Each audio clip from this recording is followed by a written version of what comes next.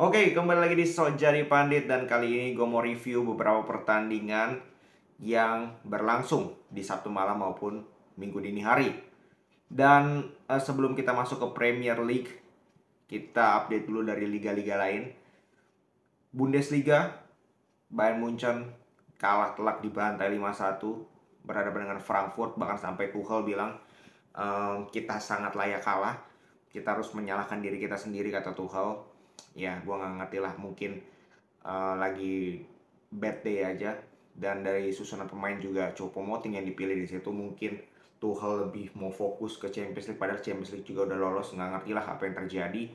Yang jelas dibantai, dan Leverkusen sementara berada di peringkat 1, unggul 3 poin clear dari Munchen di peringkat 2. Ini jelas kehilangan 3 poin dari Munchen. Terus Dortmund pun kalah dari Leipzig di kandang sendiri, kalah Dortmund 2-3. Dan Milan juga kalah 3-2 dari Atalanta. Jadi benar-benar tim-tim besar ini nggak ada yang benar kecuali Liverpool. Bahkan di La Liga, Real Madrid pun imbang satu sama dengan Real Betis. Real Betis ini di kandang cukup on fire, nggak pernah kalah sejauh ini. Dan Madrid tadi cukup, ya dua-dua sebenarnya nggak main jelek, nggak ada yang main jelek. Madrid pun main lumayan bagus, cuman mereka nggak klinikal di depan. Begitu juga dengan Betis. Betis peluangnya jauh lebih banyak kalau menurut gue dibandingkan Madrid. Peluang berbahayanya, Lunin main luar biasa, kena tiang juga. Dan Madrid menguasai ball possession, tetapi secara serangan jauh lebih berbahaya Real Betis. Yang menjadi PR bagi Real Madrid adalah kalau Joselu nggak main sebagai starter, maka di situ mereka kehilangan kehadiran seorang number 9 di Footmob ini formasinya. Bahkan Modric taruh jadi striker atau false nine.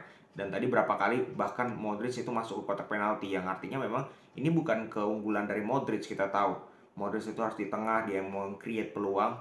Harusnya mungkin Bellingham memainkan peran ini, tapi di babak pertama tadi kelihatan Modric yang jauh lebih sering menjalankan peran tersebut, jadi nggak terlalu efektif.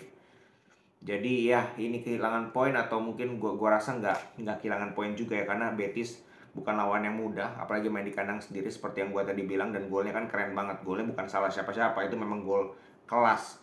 Dan Ancelotti juga bilang bahwa ya oke, 1 poin nggak ada yang disesali, sudah cukup bagus. Bawa pulang 1 poin dari Betis nggak mudah. Dan dengan hasil ini, Girona punya peluang untuk bisa menyalip Real Madrid kalau mereka bisa menang lawan Barcelona besok. Kalau imbang, ya tetap posisinya sama, karena beda 1 poin. Nah, kita lihat Girona apakah bisa menang lawan Barcelona atau tidak. Ya, kita ke Premier League. Premier League, kita ke update yang menang dulu, Liverpool. Liverpool menang 1-2, dan jujur, Liverpool menang comeback menghadapi Crystal Palace ini murni karena fighting spirit, murni karena mental yang luar biasa, sangat luar biasa. Dan Klopp juga mengungkapkan itu. Gue nggak pernah lihat tim main jelek 76 menit selama 76 menit tapi tetap meraih kemenangan. Dia bilang seperti itu. Dan alasannya ya karena kecapean, sesimpel itu.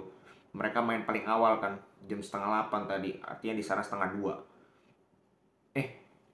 Iya, setengah 2 di sana, setengah 2 siang. Sedangkan recovery mereka sangat pendek, nanti harus main lagi. Jadi ya itu yang dikeluhkan Klopp. Dan memang terlihat ya intensitas, terutama dari intensitas.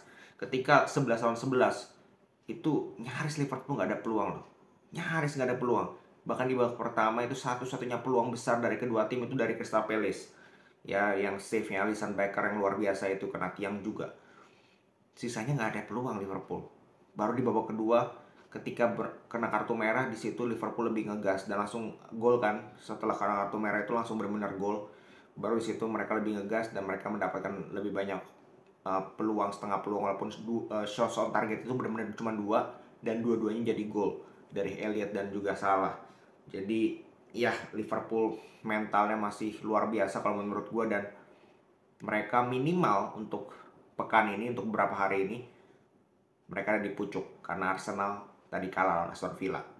Jadi ya minimal enjoy the moment untuk fans Liverpool.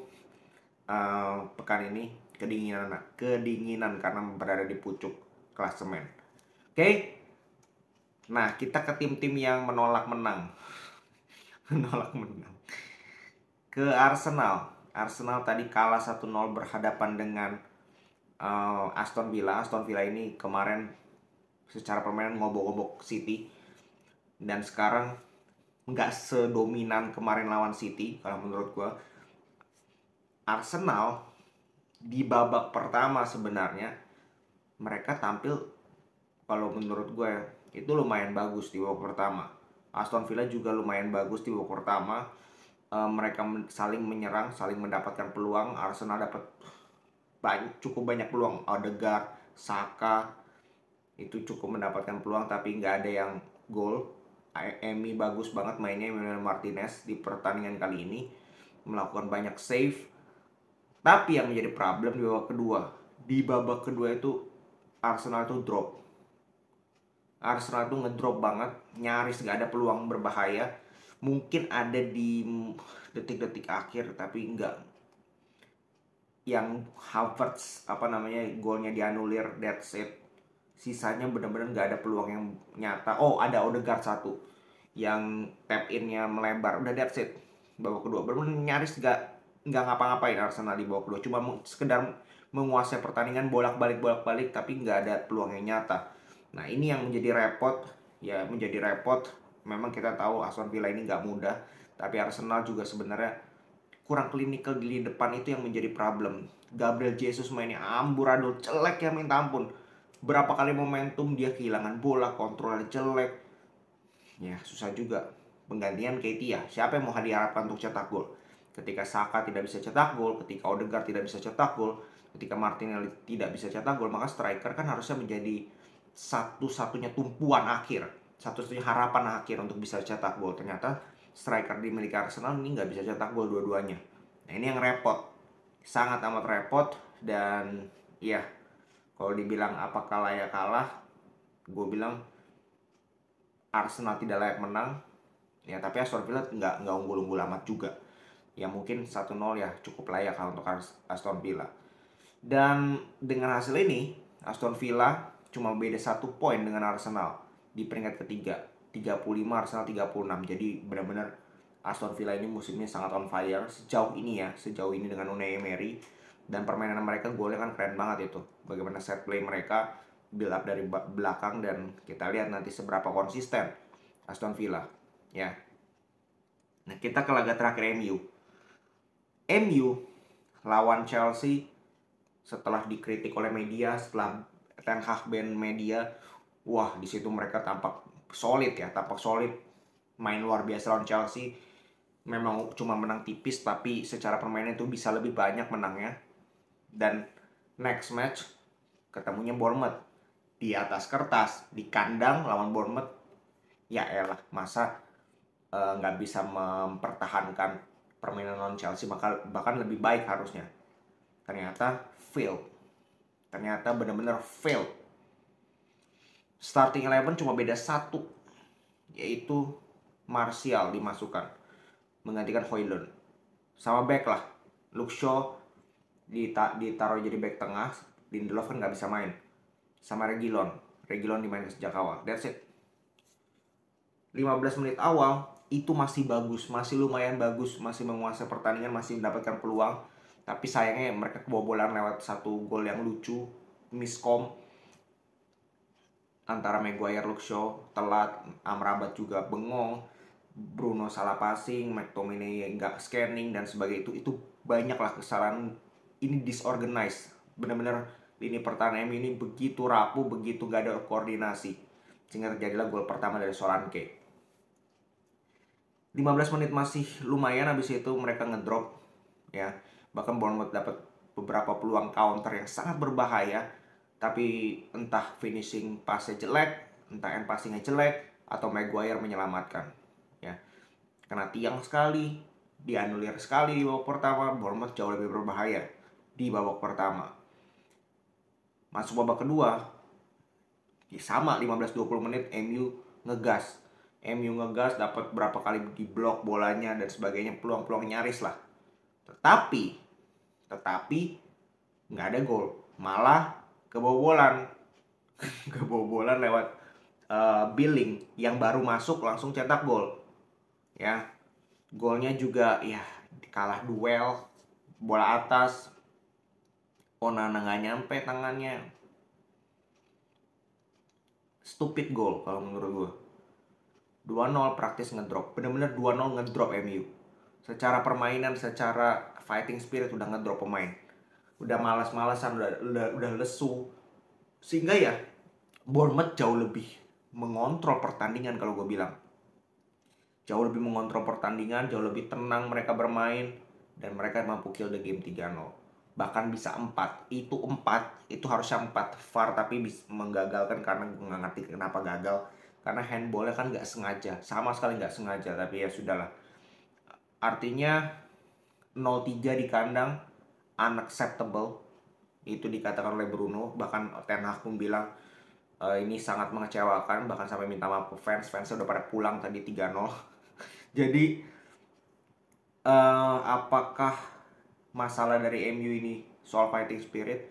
Karena kalau gue lihat masalah dari MU itu pemainnya itu sangat amat tidak konsisten. Permainannya itu sangat amat tidak konsisten. Tim ini itu benar-benar tidak konsisten sama sekali. Di satu pertandingan lawan Chelsea mereka main luar biasa, habis itu ancur-ancuran lawan Bournemouth. Sebelum itu lawan Newcastle ancur-ancuran. Sebelum itu lawan Galatasaray lumayan bagus. Jadi every match itu kita nggak bisa prediksi MU ini bisa main bagus, bisa main jelek. Tergantung mood pada saat itu, tergantung di lapangan pada saat itu. Beda dengan tim-tim lain, kita bisa prediksi nih. Sebelum pertandingan gimana nih, apakah ini berdasarkan tren, berdasarkan performa. MU ini nggak bisa. Benar-benar nggak bisa ditebak. Ini kekalahan 11 kali dari 23 pertandingan musim ini. Mereka 12 kali menang, 11 kali kalah, nggak pernah imbang. Win percentage-nya cuma 50%-an lebih. Ini benar-benar sangat buruk. Apalagi mereka sering dibantai di Old Trafford, sering kalah di Old Trafford. Ya, kita lihat seberapa jauh mereka bisa melangkah. 4 pertandingan ke depan ini berat semua. Munchen, Liverpool away, nggak ada Bruno karena tadi absen. Ini akumulasi. Away, West Ham, home Aston Villa. Kita lihatlah berapa poin yang mampu diraih oleh MU dan seberapa konsisten mereka. Karena kalau lihat pemain-pemainnya, Garnacho amburadul, Dalot egois, McTominay kembali lagi nggak kelihatan. Ya, tau lah. Oke, segitu dulu pembahasan kali ini. Kita akan kembali lagi di video-video selanjutnya. Salam sepak bola.